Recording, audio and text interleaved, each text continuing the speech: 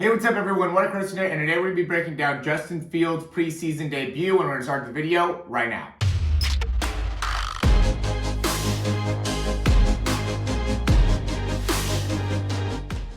All right, so football is back, and I couldn't be more excited to see this season. There's so many rookie quarterbacks that are going to be able to get opportunities in the preseason as well as the regular season. And I just wanted to start off with a breakdown with Justin Fields, the guy I've been talking about for basically the whole offseason in terms of, my opinion, the best quarterback in the draft. And he definitely came and showed out in his first debut here for the Chicago Bears. And so we're going to break it down. And first thing we'll just show is the warm-up. And this just goes to show, some of the main things that we talked about that are just really impressive with his ability to get the ball out of his hands quickly, and really be able to utilize his whole body so effectively, so efficiently. When I watch, his throw, it just is so smooth, right? And when he's going and he's stepping, it doesn't get too big of a step here, but, just looking at his body type too, in comparison to a lot of quarterbacks, I get the breakdowns from, you could see that he definitely does not skip leg day,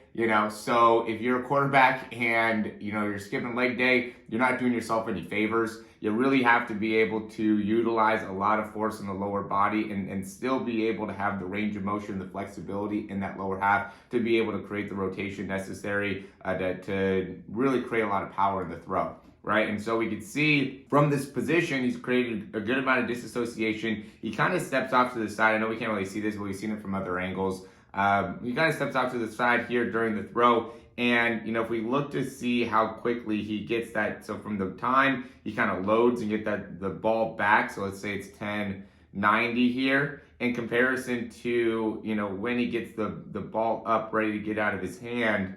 This is at 11:20 right here. He's obviously warming up. We've seen him get the ball out of his hands as low as 0.3, and he's able to do that pretty consistently. But, here during the warm-up, you could just tell how efficient the motion is, right? And this ends up being the key thing here. And recognize this, right? And for a lot of you quarterbacks that are out here, is the ability to get to this load position, right, and have that disassociation, so you can see in this position where his front arm is, where the rotations happen within the hip, and then from there, really being able to very effectively get that elbow through and rotate the wrist. So see how he's moving his elbow as he's bringing that hand up right there? That is the key part. Right, that is such an important, emphasized part of being able to be very, very effective with throwing the football, is that we have to be able to get that elbow to come through and hand to be able to rotate simultaneously, right? And this seems to be, to me, it doesn't seem like it's that complicated, but just based off of working with quarterbacks, it does seem like it ends up being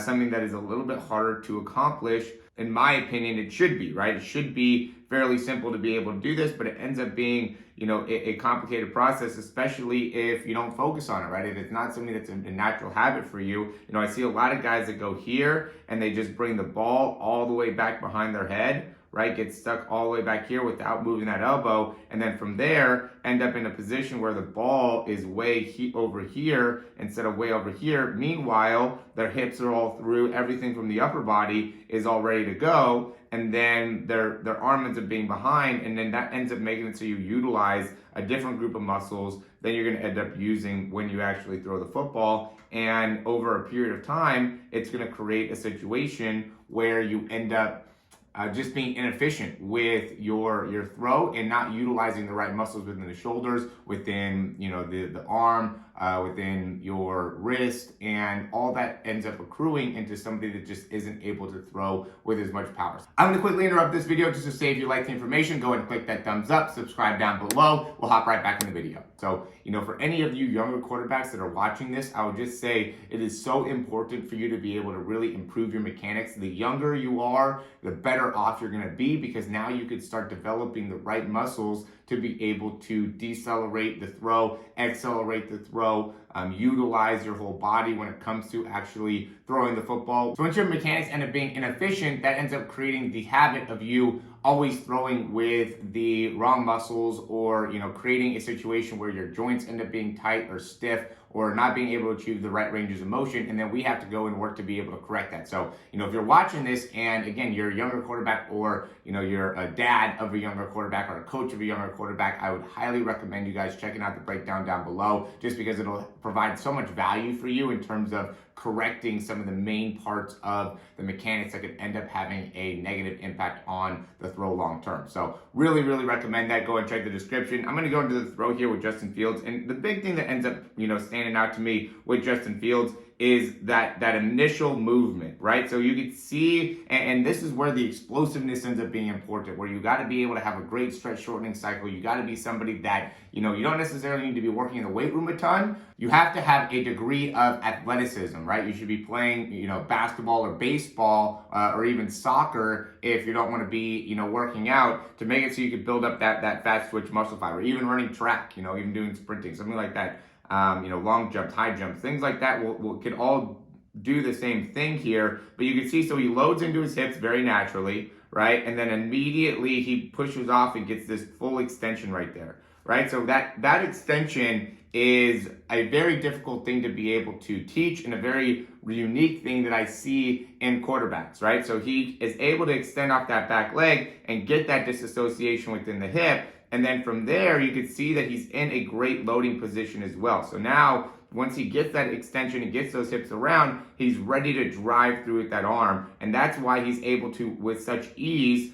throw this football, however far it ended up being, 50 yards, whatever the distance is. Obviously, he's an adult. Obviously, he's been working out for a while and training. But this is something he was even able to do when he was in high school. And it's because of that disassociation and quick release. So look at how fast he gets the ball out of his hands. So we'll say 563 is going to be the time here. And then the ball comes out of his hands at between 93, probably like 95. Right, this is a deeper throw, right? So he's not trying to get the ball out of his hands as quickly, but still 0.32, right? And so to me, if you're under that 0.35 mark, you're very efficient with your whole mechanics, right? How you load, how you go through. So from an arm perspective, you're doing a great job of, officially throwing. If you're throwing under 0.35, or, you're releasing under 0.35, and you're not throwing the ball, 45 or 50 plus yards, then you're really not using your lower body effectively, and that ends up being the big thing. Now, if you are, throwing above 0.4, right, it takes you more than 0.4 seconds to get the ball out of your hands, then you're probably not using your lower body efficiently as well, but you're also not timing your body up as well. And so both of those end up being a big part of it. So you're not timing up your lower body with your upper body, okay?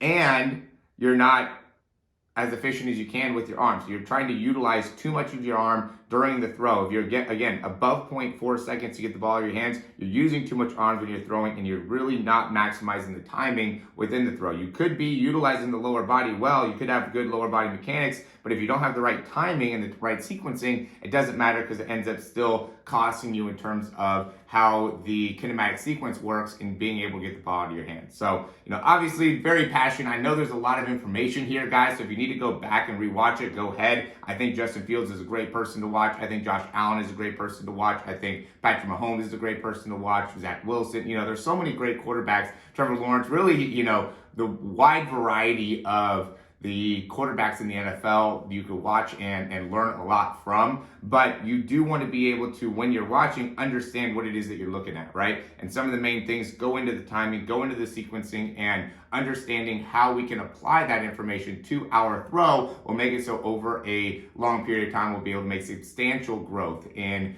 your mechanics. And what I mean by a long period of time, I mean 8 weeks, 12 weeks, right? You can make some substantial improvements within that 12-week program by really starting to hone in on the mechanics and understanding what to do here. And I'm always talking about this, guys, and I just don't think enough people get it, where it's like we don't need to be throwing off of 1 foot, or moving off to the left, or trying to do all these crazy things, especially at 12 or 13 years old. You need to be getting a firm grasp of how to maximize your mechanics and really make sure that you're using the right muscles within your arm, because that is going to transfer over into the next level way better than being able to, throw on the run or throwing under pressure, blah, blah, blah, blah. That ends up being important at times, but that's going to be something that you can build off of or utilize once you can start to get the main framework down, which is being able to throw the ball, 50 plus yards easily, right? Being able to throw the ball from one hash to the other hash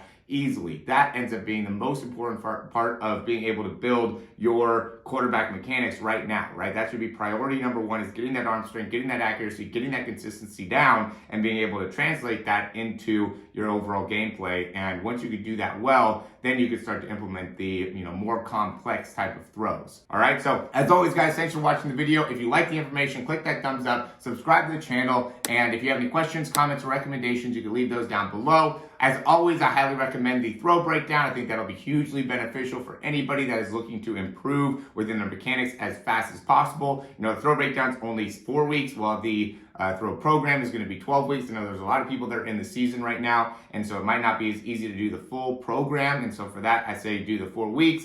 But, if you're somebody that is not going to, you might be backup, or, you even might be somebody that is playing a good amount and, wants to get feedback on your film or your game tape, I highly recommend you guys doing the 3-month program, because I'll take a look at your game tape. I'll give you some feedback off of that. I'll give you drills. I'll give you exercises. I'll give you everything that you need to succeed as we're going through the season, and, really make sure that you're able to continue to prosper. So check out the 3-month program below, as well as the throw breakdown. Again, if you've liked the information, click that thumbs up, subscribe. That helps us out a ton, and we'll talk to you soon.